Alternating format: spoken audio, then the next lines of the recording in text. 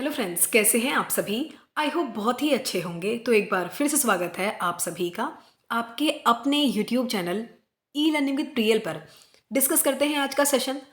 आज का जो सेशन है उसमें हम लोग डिस्कस करने वाले हैं फाइलम एनलिडा के जितने भी इंपॉर्टेंट पॉइंट्स बनते हैं। जैसे कि आप सभी लोग जानते ही होंगे कि जो हमारे टीजीटी और स्पेशली पीजीटी के एग्जाम्स में, मतलब टीजीटी और पीजीटी के एग्जाम्स की अगर मैं खास तौर पे बात करूं तो इनमें ये तीन इंपॉर्टेंट फाइलम ऐसे हैं जिनसे सबसे ज़्यादा पॉइंट्स पूछे जाते हैं। इनके कैरेक्टर्स की बात करें, इनके डिविजन्स की बात करें, इनके जो एनिमल्स हैं हम उनकी भी अगर बात करें ना तो सबसे ज़्यादा क्वेश्चन ही इनसे बनते हैं।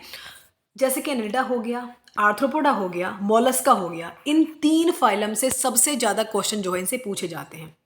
अगर हम इनकी बात करें फाइलम एनलिडा के कुछ इंपॉर्टेंट मेंबर्स हैं जो कि मैंने आपको बहुत पहले कंप्लीट भी कराए हुए हैं। फॉर एग्जांपल अर्थवर्म हो गया या फिर लीच हो गया, इनसे कई सारे क्वेश्चन हमारे एग्जाम में पूछे जाते हैं। यदि आपने अभी तक वो वीडियो नहीं देखा है तो मैं लिंक भी डाल दूंगी वहाँ डिस्क्रिप्शन बॉक्स में, वहाँ देख लेना आप। लेकिन सबसे पहले आज हम इनके बारे में बात करेंगे, करेक्टर्स के बारे में बात करेंगे, और यहाँ पर वही पॉइंट इंक्लूड किए गए जो कि हमारे एग्जाम में भर भर के जिनसे क्वेश्चन हमारे एग्जाम में पूछे जाते हैं। यदि हम बात करें एनलिडा की तो कई बार ये क्वेश्चन भी हमसे पूछा जा चुका है कि जो एनलिडा है इसका मतलब क्या होता है, मतलब ये जो वर्ड है कहाँ से लिया गया है। तो एनलिडा जो है ये लैटिन का वर्ड होता है एनुलस, जिसका मतलब होता है लिटिल रिंग्स, मतलब कि छोटी छोटी रिंग्स से बने हुए होते हैं। जो इनका छोटी छोटी रिंग्स कंप्राइज करके पूरा जो वॉर्म लाइक स्ट्रक्चर बनता है इनका, तो इनको हम लोग कहते हैं सेगमेंटेड वॉर्म्स। इस एनिलिडा फाइलम के जितने भी मेंबर्स हैं उनको हम लोग क्या बोलते हैं, सेगमेंटेड वॉर्म्स है ये, क्योंकि उनकी जो बॉडी होती है वो छोटी छोटी रिंग से मिलकर बनी हुई होती है। आपने अर्थवर्म को देखा होगा, आपने लीच को भी देखा होगा। आगे बात करेंगे कुछ और कैरेक्टर्स की। अगर हम बात करें आगे तो बायलेटरल होते हैं, आप सभी लोग जानते हैं इस बात को। यूसिलोमेट होते हैं। यूसिलोमेट का मतलब क्या होता है भाई, इनके पास एक ट्रू सीलोम प्रेजेंट है। क्या प्रेजेंट होती है, एक ट्रू सीलोम प्रेजेंट होती है। दैट मीन्स फ्लूइड की भरी हुई एक कैविटी जो कि गट के चारों तरफ प्रेजेंट है, और इसकी दोनों साइड्स किससे घिरी हुई होती है, लाइंड होती है। मीजोडर्म इसको दोनों तरफ से लाइन किए हुए होता है, ठीक है। तो बेसिकली ये यूसिलोमेट होते हैं, मतलब कि ट्रू सीलोम इनके पास प्रेजेंट होते हैं। सीलोम क्या होती है मैंने आपको जस्ट अभी बताया है। नेक्स्ट अगर बात करें तो ये होते हैं यूमेटाजोआंस। यूमेटाजोआंस पता है क्या होते हैं, जितने भी फाइलम्स हैं उनके जितने मल्टी सेलुलर यदि ऑर्गेनिज्म आप देखेंगे वो सभी यूमेटाजोआंस के अंदर आते हैं। यूमेटाजोआंस सिर्फ क्या कौन से नहीं हैं, स्पंज अगर हैं, स्पंज हो गया, ये यूमेटाजोआंस के अंदर नहीं आते, क्योंकि जितने भी मल्टी सेलुलर फॉर्म्स होंगी ना वो सभी यूमेटाजोआंस के अंदर आती हैं, ठीक है। नेक्स्ट अगर बात करें भाई, बायलेटरल हो गया, यूसिलोमेट हो गया, यूमेटाजोआंस हो गया। कुछ ऐसे टर्म्स मैं यहाँ स्पेशल डिफाइन कर रही हूँ आज, क्योंकि ताकि आपको समझ में ना आए और एग्जाम में वही पॉइंट अगर दिखने को मिल जाए तो वहाँ गड़बड़ हो जाती है। तो इसलिए जो भी टर्म आज मैंने इंक्लूड की है उसको बिल्कुल ध्यान से डिफाइन करेंगे। नेक्स्ट अगर बात करते हैं, ये काफ़ी लंबे से, मतलब ज़्यादा लंबे तो नहीं, एक मतलब एवरेज रेंज होती है, नैरो होती है, वॉर्म लाइक बॉडी होती है इनकी, ठीक है, जो कि डिवाइड होती है अगेन रिंग लाइक, मतलब रिंग लाइक स्ट्रक्चर जो है मैंने रिंग लाइक बताया था, कंप्राइज करके इनकी बॉडी बनती है। उससे ट्रू और मेटामेरिक सेगमेंट से मिलकर इनकी बॉडी जो है मतलब वो बनती है, ठीक है। नेक्स्ट अगर हम बात करते हैं, नेक्स्ट इनकी जो स्किन होती है, जितने भी आपने एनलिडा के मेंबर अगर देखेंगे ना आप, तो इनकी जो स्किन होती है उस पर सीटी प्रेजेंट होती है। अब क्वेश्चन दिमाग में आते हैं कि ये सीटी क्या होती हैं, तो मतलब ये जो सीटी हैं इनको कुछ सीटी होती हैं, इनको हम CHAETAE मतलब दो नाम से इनको जानते हैं, सीटी और कैटी भी इनको बोला जाता है। ये प्रेजेंट होते हैं जो कि काइटनस होती है, और एक बात याद रखना कि अनजॉइंटेड रहती है, ठीक है। तो इनकी स्किन पर ये सीटी प्रेजेंट होते हैं, जिससे बहुत सारे क्वेश्चन है ना बार बार हमसे पूछे जाते हैं, तो इसलिए कंफ्यूज मत होना। अब समझ लेना ये लोकोमोशन में भी हेल्प करती है, और भी कई सारे इसके फायदे हैं, मैं आगे डिफाइन करूंगी, ठीक है। नेक्स्ट अगर बात करते हैं, हम बात करते हैं कि भाई ये जो एनलिडा के मेंबर हो गए इनके अंदर स्पीसीज कितनी आती हैं, तो अराउंड 1600 मतलब 16,000 स्पीसीज जो है, फॉर एग्जांपल 16,000 से कुछ ज़्यादा ही हैं, तो वो नंबर ऑफ स्पीसीज इस फाइलम के अंदर देखी गई है, ठीक है। सेशन पसंद आए तो प्लीज़ लाइक करना, शेयर करना, सब्सक्राइब करना, और पसंद नापसंद का तो सवाल ही नहीं होता है, क्योंकि इस चैनल के माध्यम से बिल्कुल ऑथेंटिक कंसेप्ट आपको क्लियर कराए जाते हैं, और 101% गारंटी है कि जब आप एग्जाम हॉल में बैठेंगे और फिर रिवाइंड करना कि हाँ आपने क्या क्या पढ़ा है, तो बिल्कुल अच्छे से क्लियर हो कि जो कंसेप्ट आपको पढ़ाए गए हैं वो 101% आपके लिए बेनिफिशियल ही होंगे। नेक्स्ट अगर बात करते हैं, अब थोड़ी सी बात कर लेते हैं ग्रुप के बारे में, मतलब जो फाइलम के बारे में।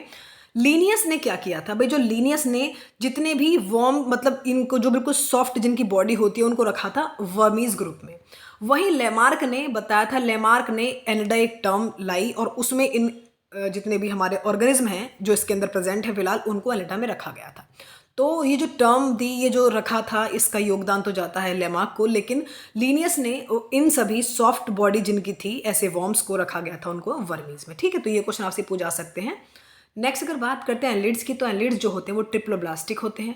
ट्रिप्लोब्लास्टिक आप जानते ही होंगे, जिनकी 3 एम्ब्रियोनिक सेल लेयर्स जिनसे ओरिजिन होता है। एक्टोडर्म हो गया, एंडोडर्म हो गया, मेसोडर्म हो गया। ठीक है, मतलब ये सभी ट्रिप्लोब्लास्टिक ही होते हैं। स्पंज को छोड़ दें आप, और अगर सिलेंट्रेट को छोड़ दें, इन दोनों को अगर छोड़ दें तो जितने भी फाइलम है ना वो सभी कौन से होते हैं, ट्रिप्लोब्लास्टिक ही होते हैं। ठीक है, नेक्स्ट अगर बात करते हैं एनालिड कहाँ कहाँ प्रेजेंट हो सकते हैं, तो भाई जो एनालिड्स हैं ये आपके पानी में भी प्रेजेंट हो सकते हैं, जो मोइस्ट सॉइल होती है, थोड़ी नमी मिट्टी जो होती है वहाँ भी प्रेजेंट हो सकते हैं। कुछ फ्री लिविंग भी होते हैं, कुछ ऐसे भी होते हैं जो कि बिल बनाकर रहते हैं, कुछ ऐसे जो कि किसी के ऊपर रहकर जीवन निर्वाह करते हैं, मतलब पैरासिटिक फॉर्म्स भी इनके में प्रेजेंट होते हैं। तो मतलब वेरी करता रहता है हैबिटेट तो इनका। ठीक है, एलिमेंट्री कैनाल की अगर हम बात करते हैं यहाँ पे, तो इनकी जो एलिमेंट्री कैनाल है वो काफ़ी बिल्कुल सीधी होती है और एकदम कंप्लीट है। ठीक है, इनका जो, अब आपसे पूछा सकते हैं कि जो एनएस है वो कौन से सेगमेंट में प्रेजेंट रहता है। एनएस प्रेजेंट रहता है बिल्कुल लास्ट वाली बॉडी सेगमेंट में। ठीक है, तो यहाँ पे याद रखना कि जो एनएस है वो उसका जो पोजीशन है बिल्कुल लास्ट सेगमेंट में है। नेक्स्ट अगर बात करते हैं, नेक्स्ट हमसे पूछा गया है और इसके पाइजिडियम के जस्ट फ्रंट में इसको रखा गया है, जो एनएस है वहाँ प्रेजेंट होता है। नेक्स्ट अगर बात करते हैं सर्कुलेटरी सिस्टम पर, अगर हम बात करें कि इनका जो सर्कुलेटरी सिस्टम है वो किस तरह से होता है, तो क्लोज टाइप का सर्कुलेटरी सिस्टम होता है। मतलब जो ब्लड वेस्कुलर सिस्टम है वो कैसा होता है, बिल्कुल क्लोज्ड होता है। ये हाईलाइट कर लेना क्योंकि ये क्वेश्चन रिपीटेड बहुत बार पूछा गया है कि जो एनेलिडा है उनका ब्लड वेस्कुलर सिस्टम किस तरह का है, ओपन है कि क्लोज है। तो बिल्कुल ऑब्वियस सी बात है, क्लोज्ड है। और एक बात हमेशा याद रखना, वो तो है क्लोज होता है बॉडी, मतलब वेस्कुलर सिस्टम तो क्लोज है, लेकिन ब्लड होता है इनका रेड विद हीमोग्लोबिन डिजॉल्व होता है क्योंकि प्लाज्मा में। ठीक है, कुछ अमीबोइड ब्लड कॉर्पसल से प्रेजेंट होती हैं, लेकिन रेड ब्लड कॉर्पसल्स प्रेजेंट नहीं होती हैं, ये बात नोट कर लेना। ठीक है, नेक्स्ट अगर बात करते हैं रेस्पिरेशन की, तो रेस्पिरेशन जो होता है वो इनकी स्किन के माध्यम से होता है, क्योंकि स्किन होती है काफ़ी मॉइस्ट, उसके माध्यम से होता है। लेकिन कुछ एनिमल्स इनके ऐसे भी हैं, कुछ जेनेरा इसमें ऐसे भी आते हैं जो कि जिनके पास गिल्स प्रेजेंट होते हैं, मतलब जिनके पास एक्सेप्शन है, कुछ जरूर नहीं सब स्किन से ही रेस्पायर करते हैं, कुछ के पास गिल्स भी प्रेजेंट होते हैं जिसको वो रेस्पायर के लिए प्रयोग करते हैं। ठीक है, अब हम नेक्स्ट बात करते हैं एक्सक्रीशन की। तो इनमें जो एक्सक्रीशन होता है वो होता है बहुत ही छोटे छोटे से कॉइल्ड, मतलब एकदम कॉइल्ड सी फॉर्म में स्ट्रक्चर प्रेजेंट होती है, जिनको हम कहते हैं नेफ्रीडिया। इनके माध्यम से इनका एक्सक्रीशन होता है, मतलब जो भी वेस्ट मटेरियल होता है उसको बाहर निकालने का काम जो करते हैं ये, वो करते हैं ये नेफ्रीडिया के माध्यम से। ठीक है, नेक्स्ट अगर हम बात करते हैं, नेक्स्ट होता है इसका नर्वस सिस्टम। नर्वस सिस्टम आप जानते ही होंगे कि जो नर्वस सिस्टम है, एक बात मैं आपको बता दूं कि जितने भी एक्सटर्नल और इंटरनल पार्ट्स हैं, फॉर एग्जांपल इनका सर्कुलेटरी सिस्टम हो गया, एक्सक्रीटरी सिस्टम हो गया, इनका नर्वस सिस्टम हो गया, रिप्रोडक्टिव सिस्टम हो गया, वो सभी रिपीट करते रहते हैं हर सेगमेंट के साथ।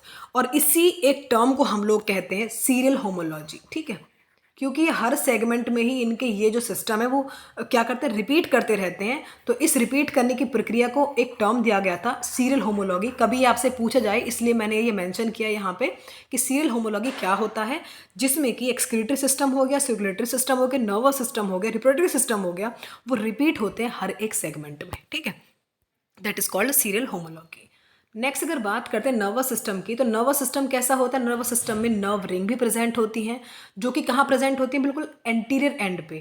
2 वेंट्रल नर्व कॉर्ड भी प्रेजेंट होते हैं, जो कि कहाँ से निकलती हैं, इनकी नर्व रिंग से ही प्रेजेंट निकलती हैं। और कुछ तरह के सेंसरी सेल्स भी प्रेजेंट होती हैं, कुछ सेंसरी ऑर्गन्स भी प्रेजेंट होते हैं जो कि इनके पास प्रेजेंट होते हैं। तो नर्वस सिस्टम तो वेल डेवलप्ड है, इसमें कोई डाउट है ही नहीं। ठीक है, एक बात और याद रख लेना कि इनकी जो बॉडी का प्लेन है, मतलब बॉडी का जो माध्यम है वो कैसा होता है, tube with in a tube. ये टर्म तो बहुत बेसिक है, आप जानते ही होंगे। यदि नहीं जानते तो मुझे कमेंट कर देना, मैं रिप्लाई कर दूंगी, क्योंकि मैंने पहले बहुत बार पढ़ाया हुआ है आपको। ठीक है, तो tube with in a tube इसका जो बॉडी प्लेन होता है। सर्कुलेटरी सिस्टम हमने पढ़ लिया, क्लोज होता है।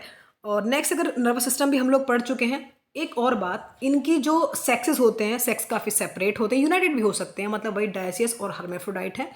डेवलपमेंट आप अगर देखेंगे तो कोई लार्वल अवस्था ज़्यादातर में देखी नहीं गई है, लेकिन अगर देखी जाती है, कुछ एक्सेप्शन भी हैं। डेवलपमेंट वैसे डायरेक्ट होता है, लेकिन अगर प्रेजेंट होगा तो उसमें एक लावा होता है, क्योंकि कई सारे एनिमल्स में ये स्टेज भी देखी गई कि लार्वल स्टेज भी प्रेजेंट होती है, तो उस लार्वल स्टेज का नाम होता है ट्रोकोफोर, जो कि आप अभी यहाँ क्वेश्चन करेंगे कि मोलस्का में भी होता है, तो एग्जैक्टली मोलस्का के जो ट्रोकोफोर लार्वा है और इनका बिल्कुल कॉमन है, मतलब नेम उनका भी ट्रोकोफोर लार्वा प्रेजेंट होता है। और अर्थवॉर्म मतलब इसमें भी क्या कहते हैं, एनिलिडा में के भी कुछ मेंबर्स में ये ट्रोकोफोर लार्वा देखा जाता है। ठीक है, जितने भी इंपॉर्टेंट कैरेक्टर्स हैं वो मैंने इंक्लूड किए हैं यहाँ पे। जो कल का जो लेक्चर हुआ इसका पार्ट 2 होगा, जिसमें कि हम लोग क्लासिफिकेशन के बारे में बात करेंगे। क्लासिफिकेशन किसका, इनकी क्लासेस का। कुछ स्ट्रक्चर के माध्यम से आपको चीज़ों को समझाऊंगी। जो इसके इंपॉर्टेंट एनिमल्स हैं वो मैंने ऑलरेडी आपको पढ़ाए हुए हैं, तो क्लासिफिकेशन का कल करेंगे। उसके साथ कुछ क्विज भी हम लोग ऐड कर देंगे, वो आप देख लेना। तो अभी के लिए इतना ही, मिलते हैं कल की क्लास में। तब तक आप लाइक करना, शेयर करना, सब्सक्राइब करना। ऐसे लोगों को भी शेयर करें जिसके पास बुक नहीं होती है या फिर वो पीडीएफ नहीं मिल पा रही है, तो वहाँ स्क्रीनशॉट ले सकते हैं।